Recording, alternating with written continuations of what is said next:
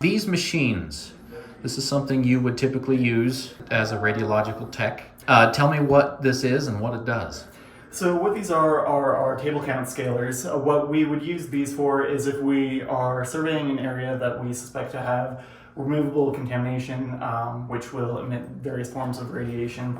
We'd want to know exactly how much it is so that we can properly secure the area, warn others about it, and go forward from there. What I have in my hand is a radiological source that we know how much energy it's trying to emit, what kind of emissions are coming off of that, and so we can use that as a little bit of a benchmark with the scalars that we have.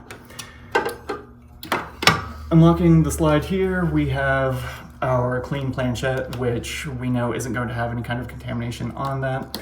That means it'll be a fairly clean environment. We can put that into the tabled scaler that we have here, which gets a little bit tricky on it. There we go.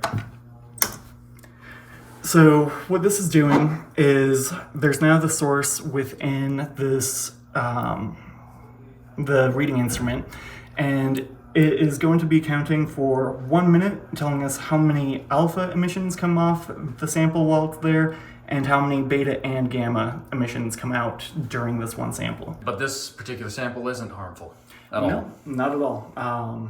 I could handle this with my bare hands. We have instruments that will pick up beta and gamma emissions, and we have instruments that will detect only alpha. So once you have it up and going, if you have that over a radiation source, it will start responding to it.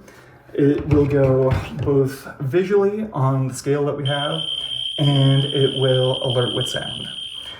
The frisking machine has different scales so that we can turn anything from 0.1 of the amount of the reading to 100 times the reading. That again is information that we could then use to figure out what the actual energy of the disintegrations permanent is. That's the information that we really want as far as safety and control.